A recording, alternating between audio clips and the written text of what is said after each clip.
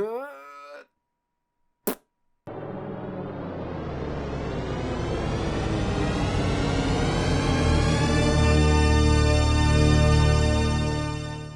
everyone, what's up? This is totally not my third time recording this.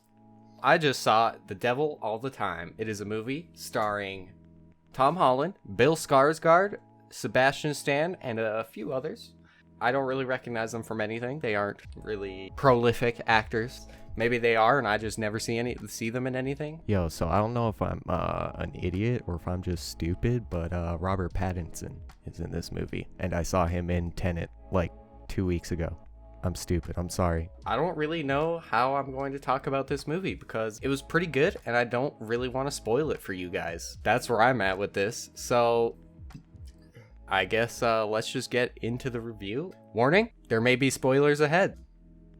Just saying. The movie starts with this old man narration. I have no idea who the old man is. Doesn't do like a Big Lebowski kind of thing and show you who it is at the end or kind of halfway through the movie. And then it cuts to the father or something. I don't know. This movie does a lot of flashbacks and stuff, so it's kind of hard to keep this like linear in your head. And I guess that's one thing I'd kind of say negates from the movie. We get to a scene of the dad, Willard, in World War II, and he's fighting against the Japanese, and spoiler, he comes across his buddy like crucified and he's still living and he's like covered in blood, and he goes up to him and he's with his like one of his buddies and he's like, man, they just left him here, what the heck, the Japanese are crazy kind of thing. And then he was like, I gotta help him, you know, we can't just leave him here. So he goes up to him and shoots him in the head, and it's like, oh man, it's kind of crazy. And then it kind of slowly introduces us to some characters. I think it shows us Arvin, which is Tom Holland's character as like a kid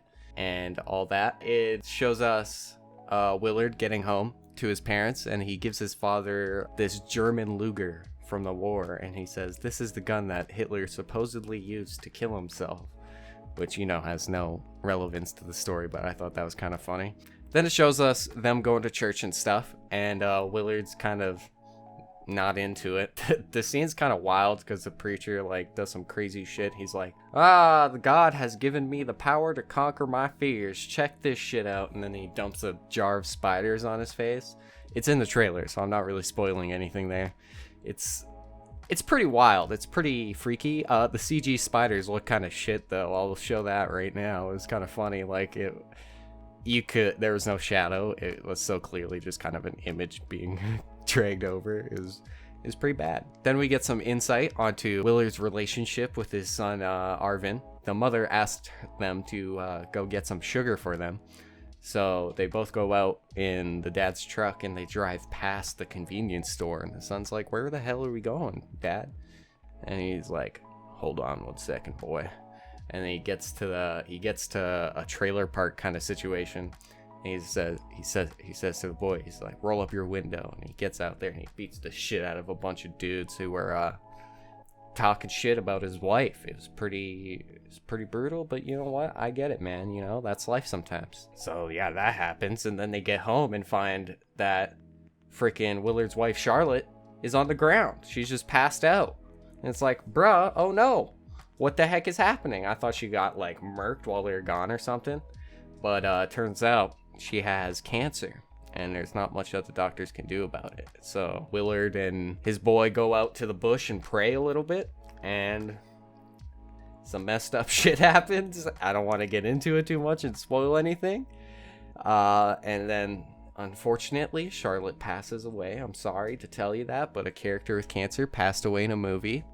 Can you believe it? Neither can I.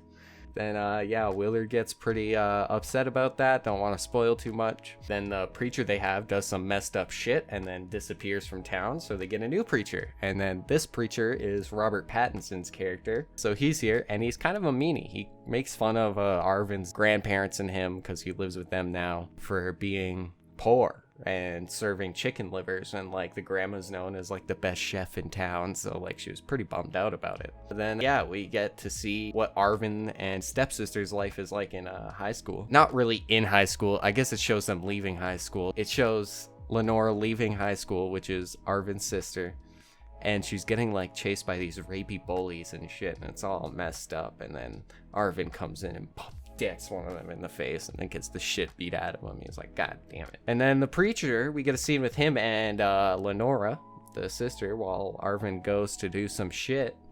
And the preacher's pretty rapey as well, so that's pretty epic. A lot of the characters in this movie are rapey, but you know, it was kind of, I got it, I guess. It made sense when it happened.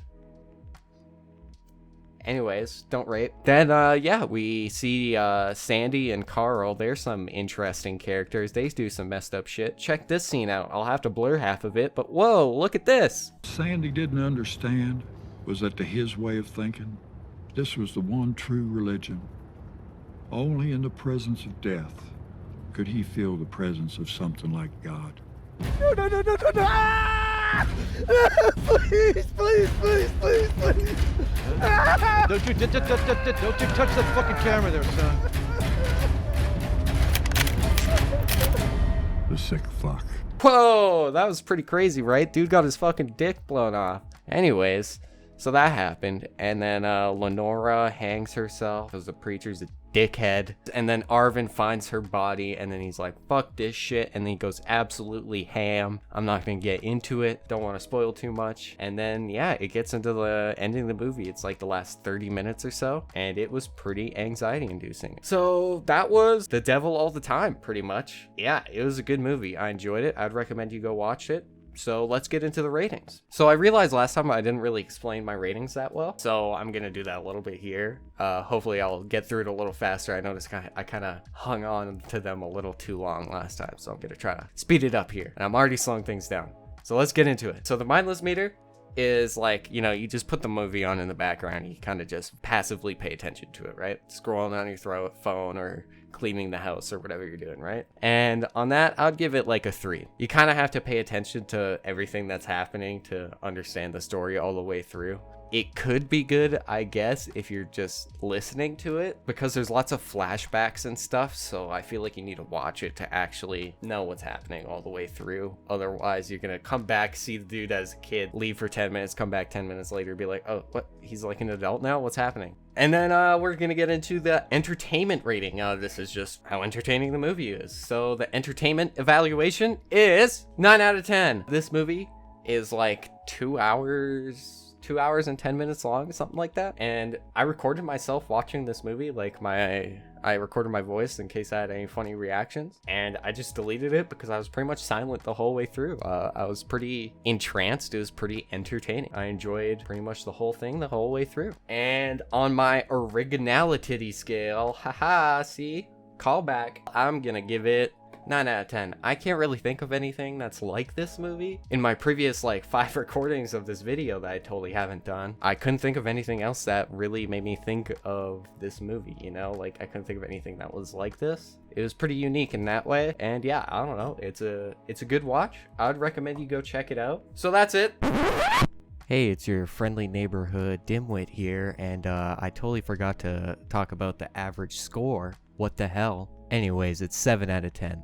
My rating for this movie overall is 7 out of 10. That was my review of The Devil All the Time. So if you thought this review was fair and you enjoyed this video, please leave a like. Leave a comment if you had a thought or if you have a movie you want me to review next. I'm looking for movies to watch. I don't really know what to do. If I get enough suggestions, I'll make a random generator of some sort so I can pick movies that you guys suggest me. Subscribe if you guys genuinely want to see more and like my content. I'd appreciate it. That's about it. Make sure you check out my last review if you haven't seen it. Velvet Buzzsaw. It was aight. Check that out. Check out any future videos I may have made. This is, as of now, my most recent video, so probably won't be around for a little bit, but I'll catch you guys then. Peace out.